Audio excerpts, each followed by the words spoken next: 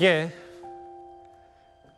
윤 대통령에게 원칙을 남기고 간 제1멘토 윤석열 대통령의 부친 윤기중 연세대 명예교수가 오늘 별세했습니다. 오늘 윤석열 대통령의 부친인 윤기중 교수님이 향년 92세를 일기로 별세했습니다.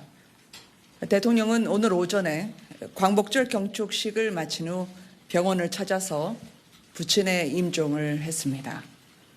국정 공백이 없도록 윤석열 대통령은 장례를 가족장으로 치르기로 했으며 조화와 조문은 사양함을 널리 양해를 구합니다. 그리고 애도를 표해 주신 국민 여러분들께 고개 숙여 감사드립니다. 예, 향년 92세입니다. 장례는 가족장으로 치르기로 했는데 아마 이 사진이 가장 최근에 아버지가 아들이 근무하는 용산 대통령실에 잠시 찾았을 때 그때 찍힌 사진인 것 같거든요. 국정 공백 없도록 3일간 가족장으로 치른다는 게 오늘 대통령실의 입장이었는데 이현정 의원님. 네. 문재인 전 대통령도 재임 시절에 모친 상을 치렀었잖아요. 네. 그때는 아마 이제 부산에서 이제 장례를 치르셨고요.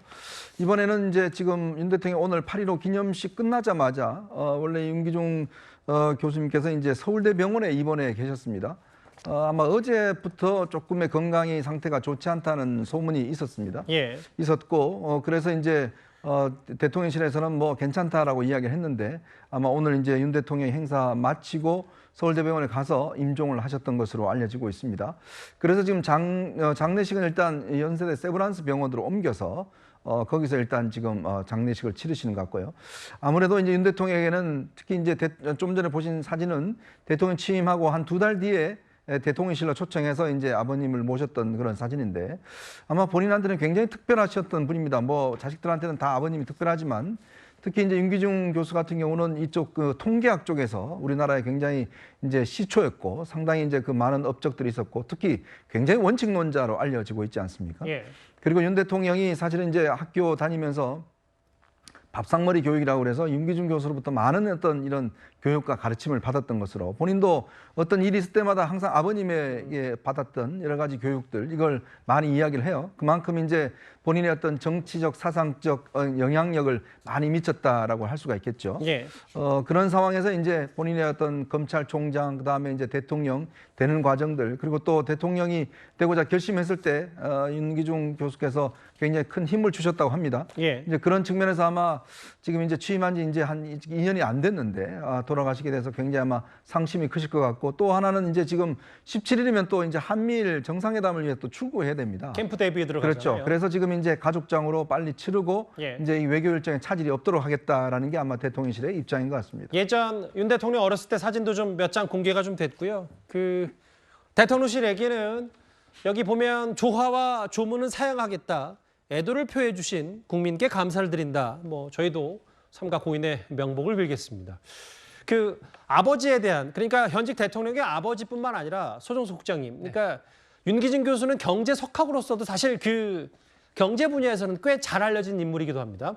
그렇습니다. 한국경제학회 회장을 지낸 우리나라 경제학계의 어떤 태두 중에 한 분이셨죠. 원래 충남 논산 노성에서 태어나셨는데 바로 이제 바로 옆이가 공주거든요. 공주에서 주로 성장하면서 보통 공주 출신이다. 뭐 이렇게 좀 알려져 있습니다. 그러면서 일본에도 유학을 했고 연세대 경제학과를 졸업을 했고 일본 히토스바 시대에서 이제 경제학으로 석사를 받았죠. 그러면서 귀국해서 한양대에서 강사를 했고 나중에 이제 연세대로 옮겨서 연세대에서 오랫동안 경제학과 교수, 응용통계학과 교수로 재직을 했습니다. 한국경제학회장 또 학술원 회원 등을 지내면서 특히 이 빈부 갈등 문제, 격차 문제 이런 것에 남다른 관심을 많이 갖고 연구를 많이 한 그런 학자로 알려져 있고 그런 것이 이제 아들인 윤석열 대통령에게도 상당히 여러 가지 영향을 미친 것으로 그렇게 알려져 있고 아들과 관련해서도 이른바 강원 교육을 많이 하신 그런 아버지로 그렇게 좀 알려져 있습니다. 뭐 서울대 법대를 윤 대통령이 가게 된 것도 아버지의 권유에 따라서 원래는 이제 윤 대통령 경제학과를 가고 싶었는데 아버지가 좀 더 구체적인 학문을 해야 된다라고 해서 법대 진학을 권유를 했고 예. 또 고등학교 1학년 때는 아버지가 좀 아들이 말을 안 들었나 봐요. 뭐 업어치기로 해가지고 윤 대통령을 매치는 바람에 하루 학교를 가지 못했던 이런 일화도 있고 대학교 서울대법대 다닐 때는 또 친구들이랑 늘 뭐 어울려 다니면서 술 같은 걸 많이 먹고 집에도 잘 늦게 들어오고 막 이러니까 윤기중 돌아가신 윤기중 명예교수께서 아들인 윤석열 대통령을 엎드려뻗쳐 시켜가지고 이제 고무 호스로 막 때리기도 한 이런 것을 이제 윤 대통령이 과거에 TV에 출연해서 그런 맞아요. 일화를 얘기를 했는데 어쨌든 윤 대통령이 제1의 멘토라고 꼽은 그런 분이었자 한국 그 경제학계로서도 굉장히 원로로서 중요한 역할을 했던 그런 분입니다. 아버지 얘기가 사실 전면에 등장했던 사연이 바로 이거였어요. 그러니까 윤 대통령이 한일 정상회담 앞두고 요미리 신문과 인터뷰에서 67년에 아버지가 일본의 국비장학생으로 선발이 됐을 때 어릴 적 보던 일본 거리에 눈에 선하다. 일본인들은 무슨 일이든 정직하다. 이런 표현을 이제 아버지의 일본 유학 시절, 본인의 어린 시절을 좀 회고하기도 했거든요. 윤석열 대통령은 여러 자리에서 아버지 윤기중 교수에 대해서 이렇게 말을 했었습니다. 제목을 보고 첫 공식이에요. 투표장에 보통 고인분들과 많이 오시는데요. 오늘 부친분과 함께 오신 이유가 있을까요? 보시다시피 아버님께서 기력이 전 같지 않아요. 아버지하고 늦게까지 얘기를 많이 했어요. 저희 아버지는 뭐 제가 뭐 고시 떨어지고 뭐 이래도 저녁에 이렇게 들어오시면은 아버지하고 이렇게 반주도 좀 하시면은 저도 조금 얻어먹고 법경제학이나 경제법 이런 데 관심을 갖게 된 것도 아버지하고 이제 대화하면서 그런 걸 많이 갖게 됐고. 연세의 교정은 제게도 남다른 의미가 있습니다. 아버지의 연구실에서 방학 숙제도 하고 수학 문제도 풀었습니다. 여러분의 꿈과 도전 그리고 용기와 패기를 저는 강력히 지지하고 응원합니다. 여러 자리에서 아버지 관련 얘기들을 했고 저의 제1 멘토셨다. 아버지와 대함하면서 법경제학, 경제법에 관심이 있었다는데 그 아버지의 이제 엄함 혹은 뭐 교육에 대한 가치관도 가치관이지만 사실 미국 경제학계에서 선택할 자유를 선물했다. 이게 윤 대통령이 이제 취임식 때도 자유라는 단어를 가장 많이 썼는데 이래 본인 가치관에는 이런 것들이 좀 많이 영향을 미친 모양이에요. 누구나 뭐 아버지하고의 대화 뭐 이런 기억들이 남아 있지 않겠습니까? 근데 이제 윤석열 대통령의 경우에는 특히나 그 아버지가 이제 관심을 많이 가졌고 뭐 윤 대통령이 그 전에 그 방송 같은 데 나와서 아버지가 굉장히 다정했다 뭐 이런 얘기를 많이 하거든요. 예. 그러니까 아마 아들을 붙잡고서 이런저런 얘기, 대화를 굉장히 많이 했던 것으로 보여요.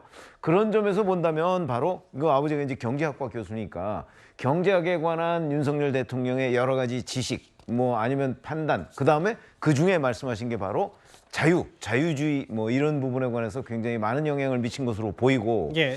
서울대 입학 당시에도 바로 그 밀턴 프리드만의 그 선택할 자유라는 책을 해서 그거를 처음부터 끝까지 다 읽었다는 거 아니겠습니까? 그래서 사실은 윤석열 대통령이 여러 얘기하는 중에 보면 저 선택할 자유에서 인용한 부분들이 꽤 있어요. 프리드먼 교수 얘기를 꽤 많이 했었죠. 그렇죠. 그런 얘기들을 많이 했기 때문에 아마 그게 그런 것들이 강력한 영향을 미쳐서 이 경제에서도 자유주의라는 게 굉장히 중요하다 하는 그 본인의 그 생각을 완성하는 데 굉장히 도움을 받지 않았나 그런 생각이 듭니다. 전원책 변호사님, 사실 이제 현직 대통령의 부친상도 상당히 좀 이례적인 임기 중에 있었기 때문에 오늘 제가 알기로는 이재명 대표도 저녁에 조문을 한다고 들었어요.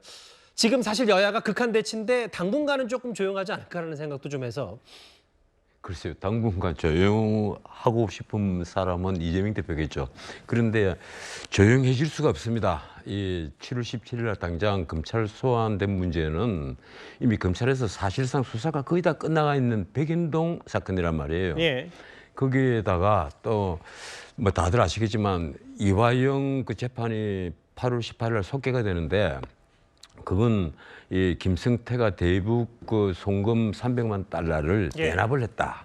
이 자신이 대신 내줬다는 것을 이화영이 그 당시 이재명 경기도지사에게 보고를 해서 예. 이 이재명이 또 알고 있었다 이 얘기예요. 예. 그 말은 이 상방울 대북 송금이 제3자 뇌물이 아니라 곧장 뇌물죄로 갈 수 있다. 바로 이 문제입니다. 예. 그래서 이런 문제들이 복합적으로 앞으로 계속되고 거기다가 곧 이제 대장동 재판이 일주일에 2번씩 재판부는 고집을 갖고 있습니다. 일주일에 2번 해야 되겠다. 그러면 한 주는 2번 법정에 가야 되고 한 주는 3번 법정에 가야 돼요. 이재명 대표가. 이러니까 이재명 대표는 뭐 이번에 이 윤 대통령 상을 이 계기로 해서 좀 여야간에 이 관계도 좀 가깝게 하고 관계를 부드럽게 하고 싶은 생각은 있겠지만 어차피 막다른 골목에 몰려가 있고 더 이상 이제 빠져나갈 길도 없습니다. 그래서 생각처럼 쉽지 않다. 앞으로는 이제 민주당과 이재명 대표로서는 생각이 정말 싫은 그런 어려운 이제 지경에 몰릴 수밖에 없다. 이 말씀을 드리겠습니다. 지금 이도훈 대변인을 비롯해서 조문, 김은혜 홍보수석 혹은 앞서 조태용 안보실장까지 이진복 정부석까지 지금 조문에 나서는 모습, 현장은 잘 이제 통제가 돼 있기 때문에 저 정도 화면밖에는 저희가 언론을 통해서 공개가 될 수 없습니다. 소정수 국장님, 네. 어쨌든 이제 곧 한미일 정상회의가 예정이 되어 있기 때문에 그 일정에는 뭐 변동은 좀 없는 겁니까? 한미일 정상회담이 18일 날 미국의 캠프 데이비드에서 열리기로 지금 돼 있지 않습니까? 일단 대통령실은 17일까지 이제 3일장을 마치고 출발하는 시간은 조금 조정이 될 수 있을지 몰라도 일단 18일 날 한미일 정상회담을 하는 데는 이상이 없다. 이렇게 지금 밝히고 있습니다. 3일장이 끝나는 게 17일이니까 시간이 조금 늦어지더라도 예정대로 그대로 진행을 할 것으로 보이고요. 18일 한미일 정상회담이 여러 가지 굉장히 중요한 그런 의미가 있기 때문에 더더욱 그렇지 않나 싶습니다. 이게 한미일 정상회담을 한 게 윤 대통령이 벌써 4번째인데 그동안에 이제 다자회담 중간에 잠깐 했던 거고 이렇게 한미일 정상회담이 따로 만나서 단독으로 하는 건 이번이 처음이거든요. 그리고 지금 북한의 핵 위협이라든지 여러 가지 공급망 문제, 또 러시아 우크라이나의 전쟁 문제, 기타 등등에서 국제 질서가 여러 가지 격변하고 있고 동북아의 안보 지형 자체에 여러 가지 변화가 일어나고 있는 시점이기 때문에 공동 대응, 공동 군사훈련 여러 가지로 중요한 부분을 한미일이 같이 이제 협의를 해서 이야기를 해야 되는 그런 상황이기 때문에 아마 이 일정은 그대로 차질 없이 진행할 것으로 예상이 됩니다. 가족장으로 치르겠다. 조화와 조문도 가급적 사양하겠다는 대통령실의 얘기고요. 현직 대통령 윤석열 대통령 부친상 얘기 저희가 오늘 갑작스럽게 들려온 얘기까지 전해드렸습니다.